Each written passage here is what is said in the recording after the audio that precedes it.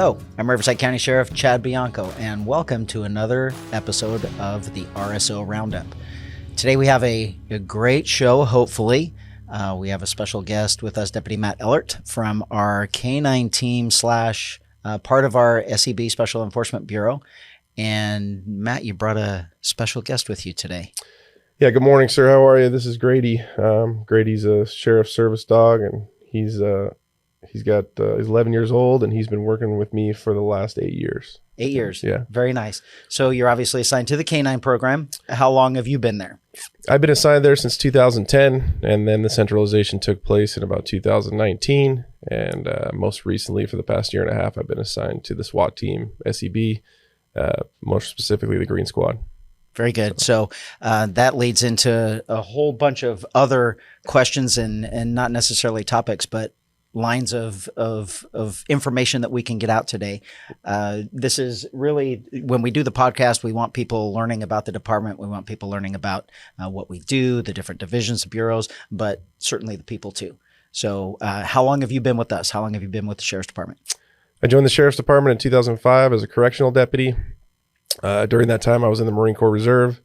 I had the opportunity to get deployed a couple times while working here. I worked at RPDC in 2005 and took off to the Horn of Africa in 2006 with the Marine Corps.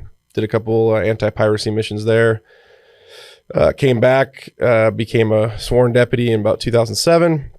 Got assigned to the Palm Desert Station, and then about a year and a half, 2 years later, I took off to Afghanistan with the Marine Corps again, and came back at the end of 2010 and promptly got assigned to the K9 team, which was kind of one of my dreams. Very nice. What piqued you? You always had that, always wanted to do that, or was it something after you were with the department and saw that we have that opportunity, or did you know of that coming in?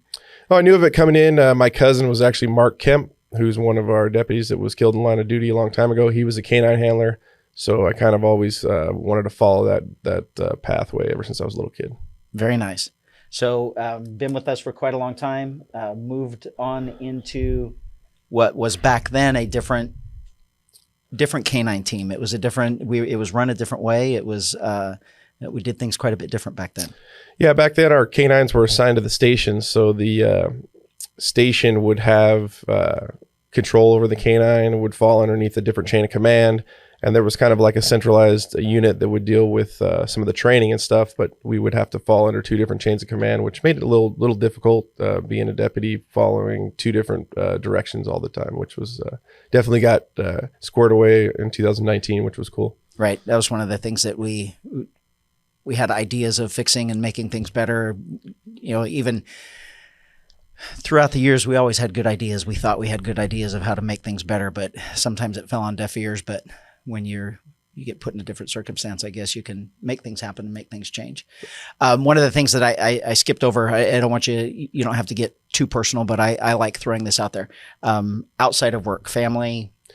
Oh, absolutely. I have 3 kids, a 5-year-old, a 3-year-old, and now a newborn. Had one about 3 months ago now. So things are great. My wife's dad. enjoying it. Oh yeah. Absolutely. Yeah. So, the only reason I like saying that and bringing that up is because, we look at, some people look at cops as just the uniform and the appearance of what you see when you get pulled over or you get contacted by a law enforcement officer. But really, this is just our day job.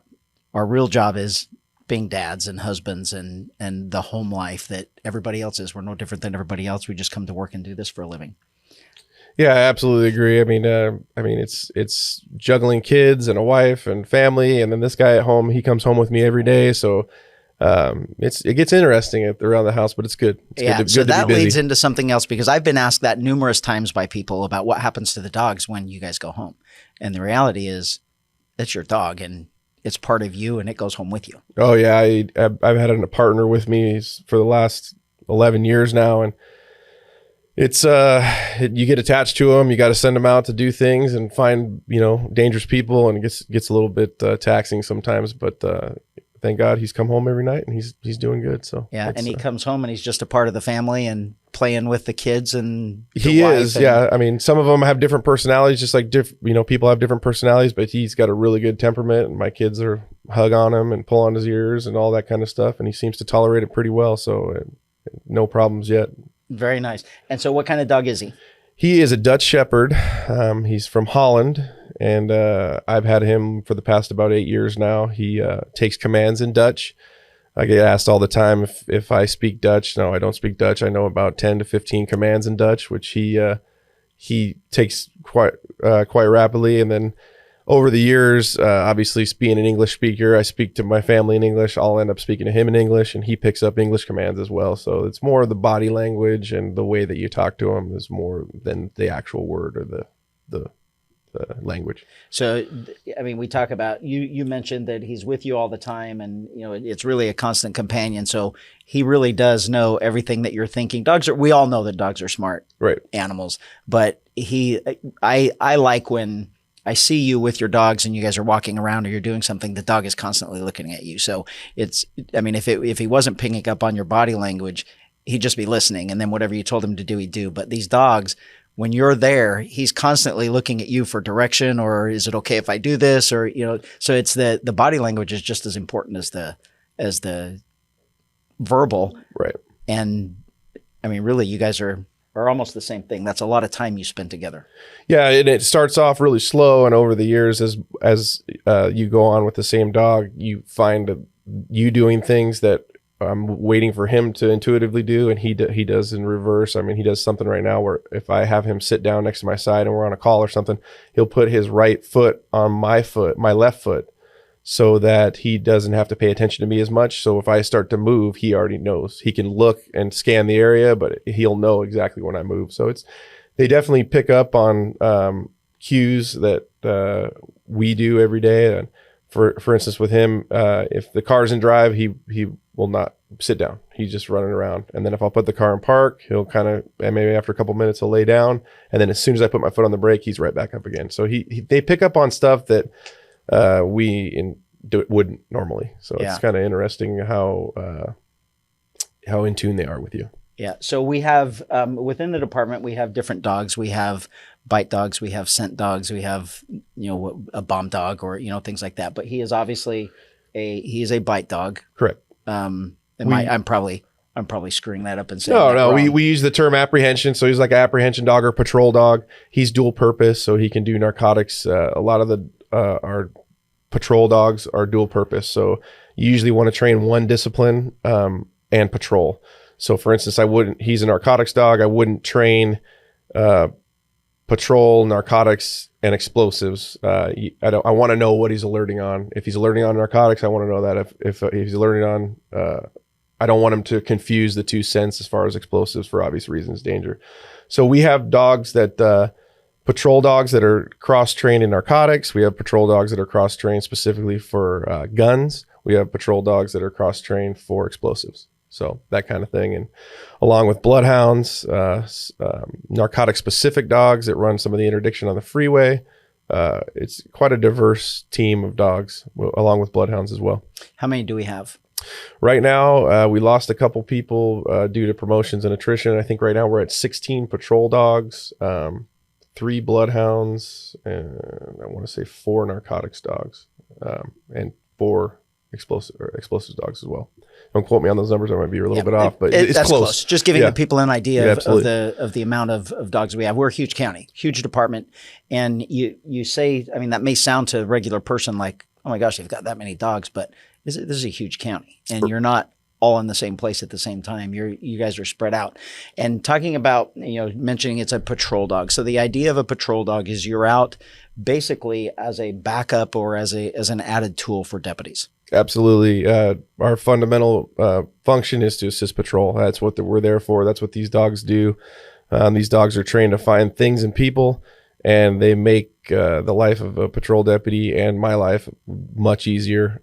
They save man hours. The amount of man hours they save is just incredible. I mean, if we go to a burglary of a large warehouse and 20,000 square foot warehouse, it would take 6 deputies hours to search every little nook and cranny to make sure there's nobody inside there. Where this guy, I can feel comfortable running him down the aisles, may take 20-25 minutes, and I can feel comfortable that, hey, check and recheck, but I think we're good, kind of deal, which saves those man hours are just incredibly saved. I remember I was spoiled a little bit as a as a deputy in my patrol because my beat partner, obviously the program was run different back then, Right. but my beat partner was Roberta Slaymaker, and she had a K9. Right. And so we did everything together. So we would go on a call, and her and I would, just what you said, we would just stand there at the door or something. The dog would do all the work, and we didn't have to spend all that time clearing buildings and searching for people if the dog was doing it. So when you see firsthand, I know the benefit of a dog. Other people may not.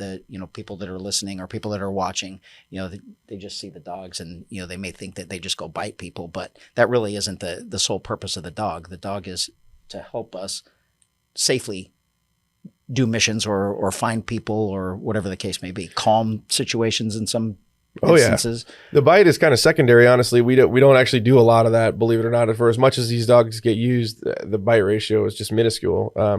It's about finding the people and providing time, distance, and shielding between you and the potential danger, whatever that is, whether that's an object or a person or things like that. These dogs, once you get a seasoned handler and a seasoned dog together, there's really nothing that can beat them. I mean, you put them in the front doorway of a house, and I can pretty much tell if there's someone in that house just by within seconds of putting the dog's nose in there. Just the way he acts. Just the way he acts. I mean, if he acts lackadaisical and his behavior doesn't change, I can pretty be sure that at least in that immediate area that there's no danger. And Grady has got some serious fines underneath him with our department that I'm proud to be his handler. Honestly, it makes me look good, which is cool. Yeah, very good. Yeah. So a little bit about the regular your day. I mean, what does your day consist of? I'll preface it a little bit and give them a little bit of information that before we remodeled what the K9 program was and put it under SEB, it was, a dog was assigned to a city, and, maybe one of our contract cities had a dog or our county area had a dog, and that dog stayed in that area. One of the issues with that I recognized as not only a supervisor but as a deputy is that sometimes the dog isn't utilized or not needed at that time, but in a neighboring jurisdiction, it could be. And so that person would either have to leave their beat and go over there and handle that, or that Paris Station needed a dog, but the dog is in Lake Elsinore and it didn't go back and forth, so Paris had to do without. So that was one of the things that we changed, is we changed the way it worked, and we don't have them assigned to one place. Your beat is the county of Riverside for the most part. Right now, we currently set up into regions. So you would have like Region 1, and which would be like Harupa and Moreno Valley, Paris, this area. And then Region 2 would be kind of a Hemet, Temecula, eastward, southeast, and then the desert, and Cabazon. The region that you fall in, you can fall under multiple jurisdictions, which is awesome. And under the old administration, you'd be assigned to specific stations where, just like you said, either you'd be underutilized or overutilized, depending on what you were doing. They would assign, sometimes I remember being a K9 handler in the old days, and I'd be assigned calls that would take my whole shift. And it just didn't make any sense that we got this dog in the back that can really provide help to a multitude of different deputies and officers and within a jurisdiction. But now I'm stuck on this call that is taking 8 hours of my day. That the dog isn't even a part of. He's just in the back of the car. So it was a real breath of fresh air to revitalize the team, structure the mission to what these dogs are designed for, and get the maximum potential out of them.